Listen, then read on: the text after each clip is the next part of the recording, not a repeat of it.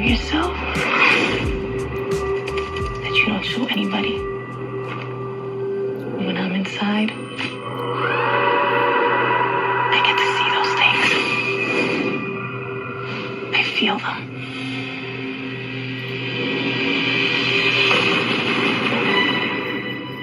These girls were kidnapped, tortured, and murdered. Our killer is a white male, about 30 years old. Carl Rudolph Starzer once had the house under surveillance for about 20 minutes. He keeps them in this thing for about 40 hours.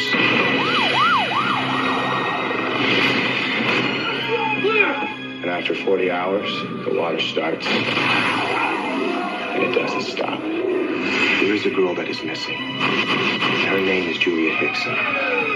He is the only one that knows where she is. If he was conscious, do you think that he would tell you where she is? Are you sure? I'm sure. You bring in this monster, and you're asking her to go into that mine.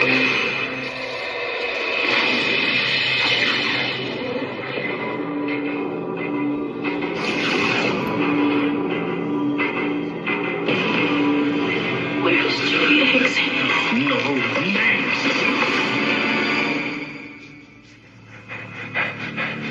She's gone very deep into his world. So she's made contact.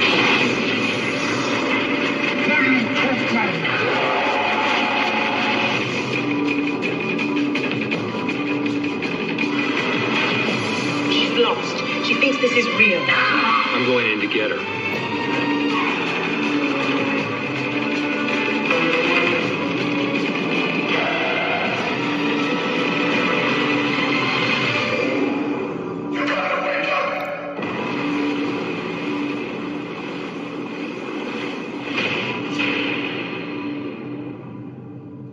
What world do you live in?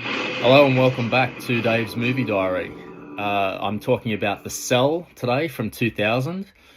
Very interesting film. I remember seeing this the first time it came out and thinking it was one of the strangest and most disturbing films I'd encountered.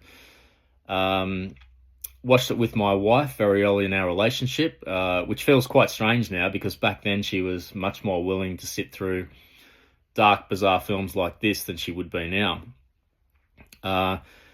And my memory of The Cell is pretty simple. I just remember it being a really freaky film, twisted, original, very visual, lots of different color palettes used, and quite shocking.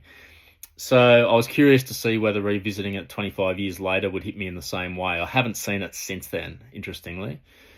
It just didn't seem to appear on TV or on streaming platforms. But yes, I found a copy of it and tuned in. The plot, if you haven't seen it, I won't give it away. The basic idea, though, is pretty fascinating. It stars Jennifer Lopez, who's playing a child psychologist, and she's working at a center seemingly funded by a very rich man who is trying to get through to his son, who's in a coma. And they developed this technology that allows someone like Jennifer Lopez to literally enter the unconscious mind of her patients. Concurrent to that, the FBI are after a serial killer who is preying on women, torturing them and then killing them in much the same way as Kiss the Girls did. I had a lot of memories of Kiss the Girls watching this. And the FBI agent heading the case is played by Vince Vaughn, who's well known to everyone, more for his comedy work in the 2000s. And they capture the serial killer, played by Vincent D'Onofrio, in a magnetic performance as always. Anyway, when they catch two Vincents as well, I'm not sure how many times that's happened. Anyway, when they catch D'Onofrio, there's a problem because he's fallen into a coma before revealing where he's hidden his latest victim. So the FBI know that he's currently snatched a girl from an underground car park in a pretty chilling scene. And they know his modus operandi, which is he keeps the girl for a while in some sort of confined area, and then eventually floods it with water, and then does some other things which I won't talk about. So the FBI bring in Jennifer Lopez to enter the killer's subconscious mind and hopefully uncover where the victim's being held before the victim dies. Pretty simple premise. But what the film does is it really becomes an excuse to travel inside the fractured nightmare world of a serial killer's mind. And I think what was interesting at the time was that this idea about the technology. So it was sort of around when virtual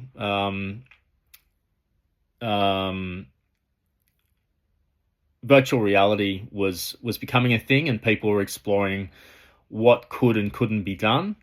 And so I think a movie like this, it was a good idea to combine the continuing interest in serial killers with VR. So it also came out at an interesting time. But I guess going back to my last comments, it really was peak serial killer time. In the 90s, you had The Silence of the Lambs at the start of the decade. You had films like Seven and Kiss the Girls sort of mid-decade. Plenty of others too, by the way. And this sort of capped off the decade going into the 2000s.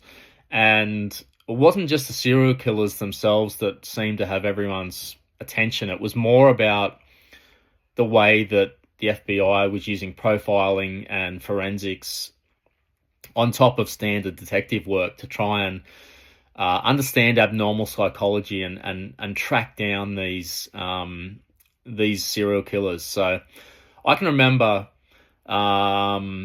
early 90s getting really interested as well in what drove these kind of deviant behaviors in a psychological sense.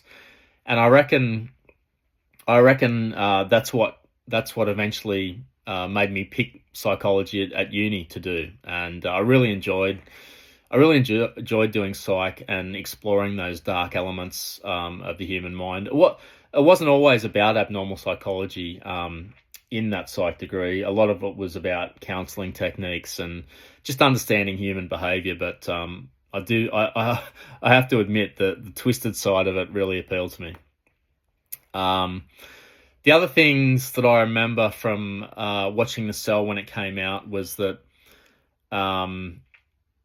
my memories were that a lot of the film took place inside the dreamlike subconscious sequences. That's the only part I remembered from the film, was the dazzling sort of inner mind of D'Onofrio that Jennifer Lopez inhabits, and the things that he becomes to try and menace her, and how she has to deal with that, and these incredible colors and visual scenes that were really revolutionary for the time and quite shocking. That's what I remember, these surreal nightmare landscapes. And I can also remember my wife's reactions. She was pretty freaked out by it, and it was quite heightened. So yeah, that's what I went into this seeing if that would still be replicated.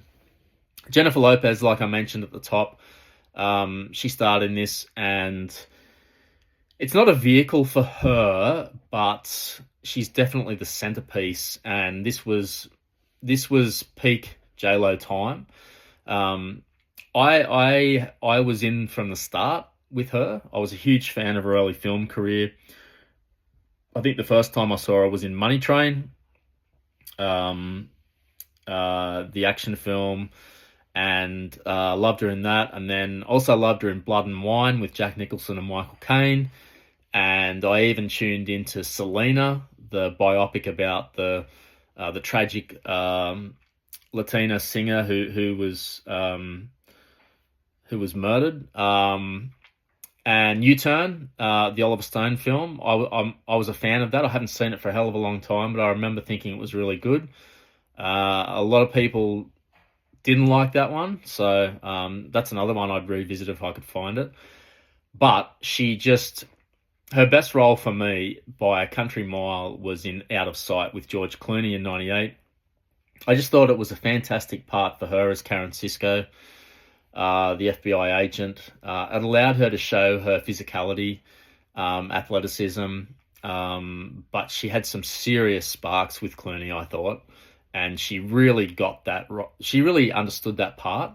I'm a huge Elmore Leonard fan. Love that novel, and she really, I think, was the perfect fit for the Karen Sisko character as Elmore Leonard wrote it. And I thought she was on the cusp of becoming a really good actress, but I think this intersected with music, and music obviously took over for her. She still kept on doing both mediums until now, but I'm pretty sure that the quality in the films that she was appearing in, that she was offered in, the choices she was making, had to fit around her music career. And I just don't think she ever really kicked on to be that A-grade actress that maybe she could have been. Or maybe a film like Out of Sight is her lane. Maybe that's more realistic, but anyway, I just loved her look. She was a breath of fresh air, and I really thought she was incredible. But she went off the boil in an acting sense anyway. So this film really goes out of its way to remind us how glamorous she looked in 2000. There's some I don't know whether the studio asked for it or what, but there's some unnecessary scenes of her walking around in her underwear in a kitchen and bending over, so you get to see those famous parts of J-Lo. The suit that they all have to step into, lie inside when they go into these unconscious dream states. The one they sculpt for her really accentuates those certain parts of her anatomy. Pretty funny looking back, but I guess they wanted to make the most of what they had. The director of this was a guy called Tarsem Singh. Quite an interesting career. This was actually his first feature film. He'd mainly directed music videos and commercials up till now, and that's not uncommon. People like Ridley Scott got their start in the industry doing just that, and lots of others.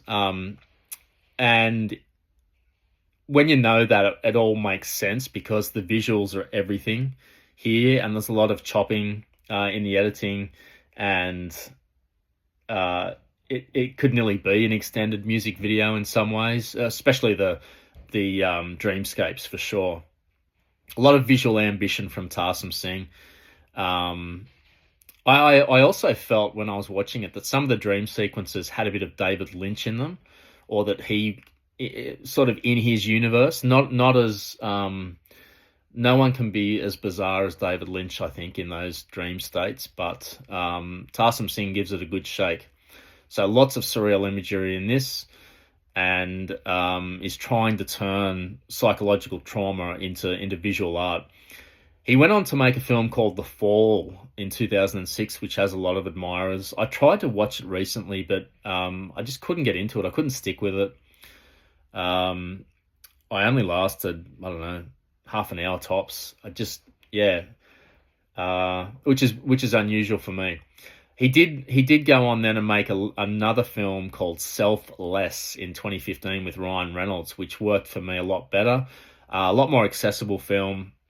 Still an interesting premise. I can't recall exactly what it was now. I haven't seen it since its release, but it was an interesting film. So he's only made those 3 films, I think, and the rest of it's music videos and other types of things. So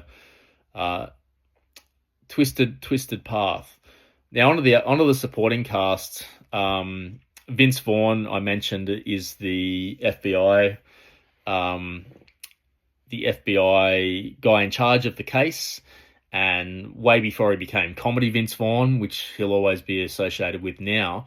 But thinking back, I really enjoyed Vince Vaughn in his early career when he was in some non-straight comedy films. Obviously, Swingers put him on the map. And then even films like Return to Paradise and Clay Pigeons showed a dramatic side in some more interesting roles and interesting movies. Then he made this film, and then also the Psycho remake, which was better than people thought. The Psycho remake was interesting because they filmed it. Gus Van Sant did that film. He's always an interesting filmmaker, but I think he tried to film it shot for shot with the original, but in color. And Vince Vaughn, I thought, was good because he does have something more to him. I think he does have a dark side, or he's got the look of someone who has a dark side anyway. So I thought he was reasonably good in that. Then he made this, but then he went off into comedy roles for the most part. But he did play against type, interestingly enough, in the second season of True Detective as the bad guy. And he didn't quite nail that down. I mean, some people would say that he was atrocious and dragged the whole show down. I didn't think he was that bad. He just didn't quite... He doesn't show enough emotion in his face, I think, is the thing. He doesn't... And some actors can do that quite successfully. I'm thinking of Steve McQueen, Gosling, even Brad Pitt at times. But yeah, Vaughn, he just sometimes doesn't do enough with his facial emotions or let you in. So with this one, again, I didn't think he was the right choice. I felt he was slightly miscast. He seemed to be sleepwalking through it a bit. I don't know if that was intentional or not, but I feel like a stronger actor in that part could have made a bit of a difference. Onto the other Vincent, though, Vincent D'Onofrio. He owns this film. I thought he came out of the blocks so strongly for most of us with Full Metal Jacket as Gomer Pyle. In that Kubrick film, one of the great transformation performances up there, or I don't want to say better than, but in the same class as De Niro and Raging Bull. And he just brought intensity, malevolent intensity to that role. But looking at his career now, I think he never really found a consistent lane. He'd always pop up in interesting films and some pretty big films, to be honest, like JFK, The Player, Strange Days, even Men in Black, always making interesting choices and intense, but never sort of owning a film like he did with Full Metal Jacket, or having enough screen time, or I don't know enough about him, whether he wasn't offered other roles or whether this is what he liked to do, just jump in and out of films a lot. Whether he was difficult to work with, I'm not sure. But in this movie, I felt like on the rewatch, the movie only really came alive when we go inside his nightmare world, or before he gets captured. There's some chilling sequences where he's stalking his latest victim, and some other things that he does, which I won't get into. I'll leave that. You can discover that yourself if you check this out, or if you've seen it and you remember what I'm talking about. You'll know full well. So, look, summing up the performances, J-Lo is okay. Again, I found it a bit hard to accept her as a psychologist, like a child psychologist. She didn't really convince me of that. Vince Vaughn was miscast. Vince D'Onofrio, excellent. So 1 out of 3. And look, on the rewatch, I was going in with those thoughts from 2002, must have been, when I saw it with my wife. I remembered it being a shocking, provocative surreally magnificent film, and it blew me away. That's my memory anyway. My memories aren't always reliable, but generally I'm fairly good. And I thought that most of this film was inside their unconscious, their subconscious nightmare sort of landscapes. But on the rewatch, there's actually far less of that than I remembered. Like I said, those sequences are easily the strongest part of the film. Every time the film enters D'Onofrio's internal world, the interest levels kicked up a lot for me, and I just zoned in on the visuals and the malevolence was realistic, and I love what they did with the special effects, with Vincent D'Onofrio morphing into these really, really frightening beings. Actually, it was whoever came up with those probably needs to go and get themselves checked out. But for the purposes of creating an inner world, definitely kicked the goal there. Quite unsettling. I will say that there's some, apart from the dream sequences or whatever you want to call them, there are some pretty unsettling child abuse sequences which explain why D'Onofrio's character is so twisted and mixed up. And some of those, I had mixed emotions about them. They're quite tough to watch, especially from a 2026 prism, but just from a human being with feelings prism too. There's some tough stuff there, but I get it. They've got to try and explain why he becomes this totally unfeeling psychopath. So it works on that level, but just be aware of that. There are some provocative things in this film. It basically has every little touchstone that you can think of that's generally provocative to people. So if you're easily offended or don't like feeling uncomfortable, then don't check this film out. But yeah, every time the film returned to the real world investigation after he was caught, or I found leading up to his arrest was quite good. Yeah, I was in on that. And then obviously the nightmare sequences, but there are a lot of scenes in between that just didn't land for me, and it was made worse by Vince Vaughn not being the right choice, and even J-Lo sort of just not. She didn't feel traumatized enough for me by what was going on around. Neither of them did, to be honest. The things that they see in this film, I would be expecting them to be far more traumatized, even though they're professionals, and I get it. They're trying to keep it together, but made it a little bit hard for me to relate, I think, to what was the intention. So I wasn't as engaged this time around. And look, I'm twice the age I was roughly since then, so I'm definitely not probably the target audience, but my age now. And also, what was genuinely shocking in 2000, maybe the goalposts have shifted. I do find it hard to be shocked by anything I see on screen now. Like, I've just seen so many things, and I'm in my 50s now, so I've been around. Something has really got to be not so much extreme. That doesn't do much for me. It's more about characters suffering, characters I can relate to suffering. And this film just didn't have that either. So the other thing maybe that's a factor here is that the first time round I was watching it with my wife, and it was that shared experience you get of watching a film like this. And if someone else is kind of freaking out, that influences you, and it becomes like a shared experience and a bit more interesting and enjoyable. This time around I watched it alone.